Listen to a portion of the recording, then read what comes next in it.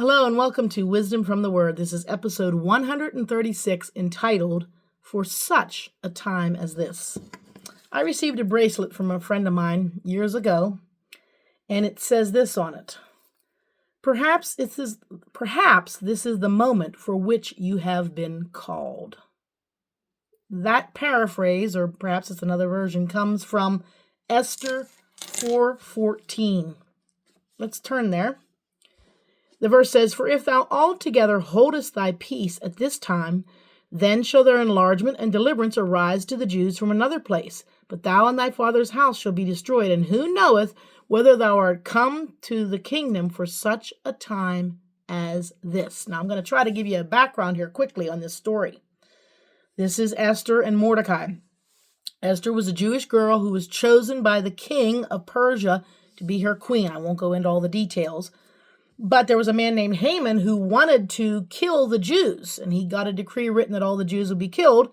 Mordecai went to Esther, sent word to Esther that she needed to go see the king in order to save the Jews. And she's like, well, if I go in there and I'm not requested to come in or invited to come in, I could be killed.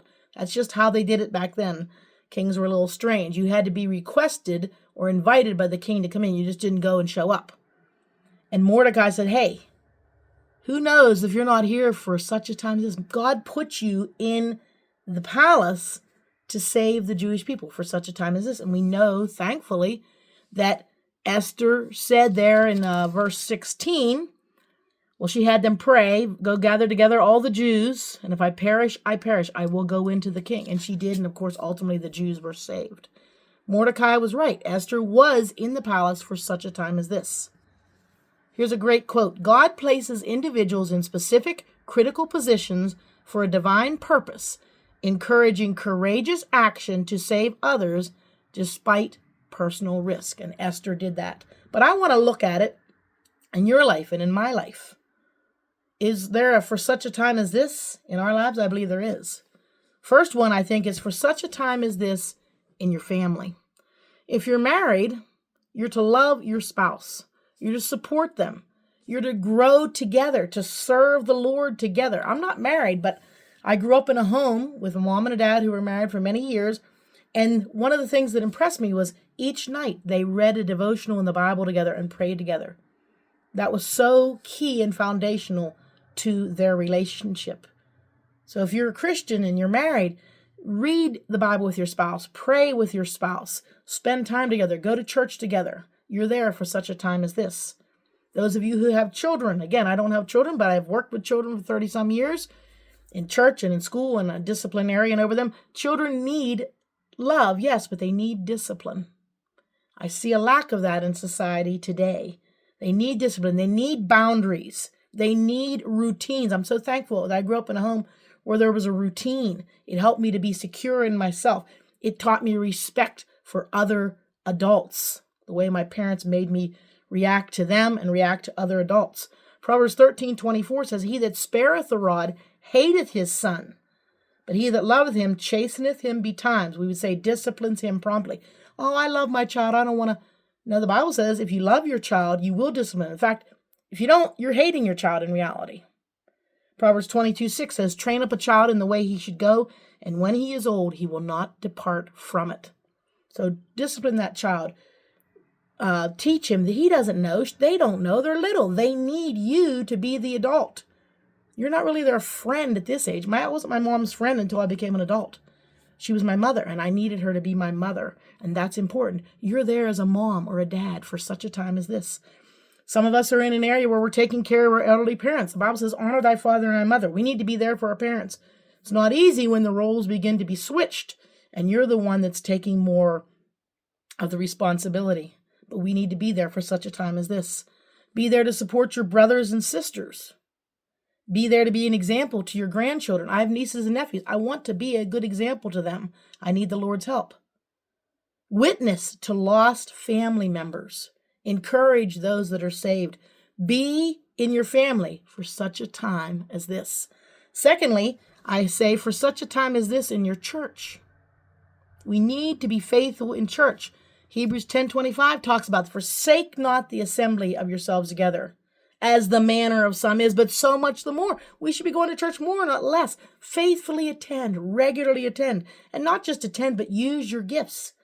1 Peter 4:10 says, as every man hath received the gift, even so minister or serve the same one to another as good stewards of the grace of God. Are you doing anything in your church other than just showing up? Don't wait.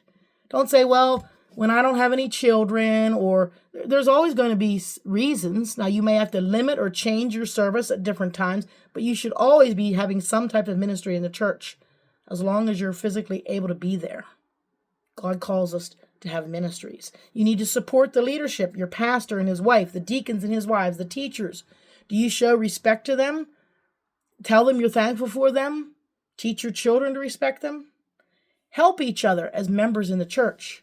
Galatians 6:2 says, bear ye one another's burdens, and so fulfill the law of Christ. I'm thankful for the card ministry in our church. I try to send out cards. We have women who faithfully send out cards to shut-ins and sick and the widows. That's a great ministry. We're helping. We're encouraging one another. I'm part of a prayer thread that's on our prayer chain, and we text each other. It's great. We check up on each other, and I'm so thankful for that. So be in your church for such a time as this. Number 3, for such a time as this at your work, outside of the home, of course, or in your community. Do your best.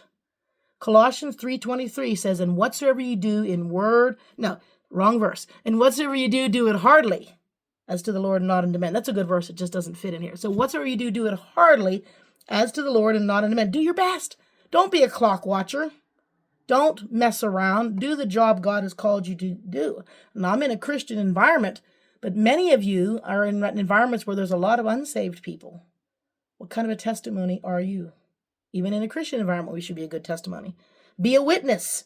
Acts 1:8 talks about being a witness in Jerusalem and Judea, Samaria, and other parts of earth. Be a witness at your work. Be salt and light.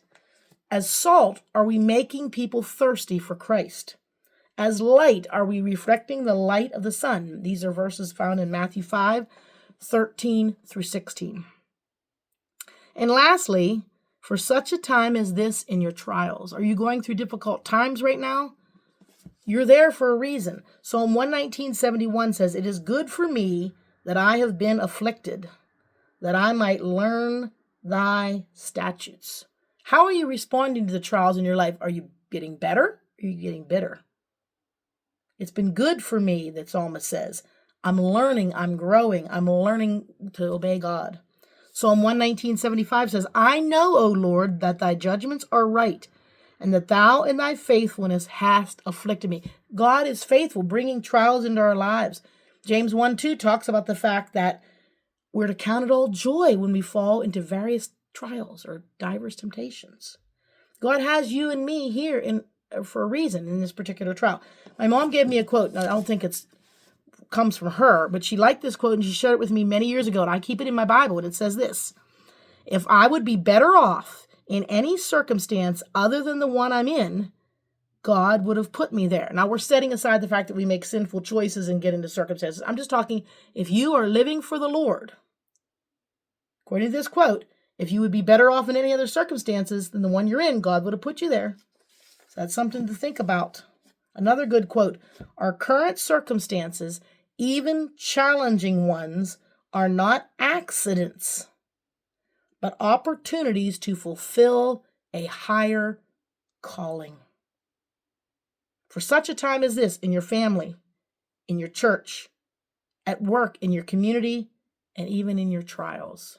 I'm going to conclude by reading a poem about Esther, but then it ties in with us, like the devotional.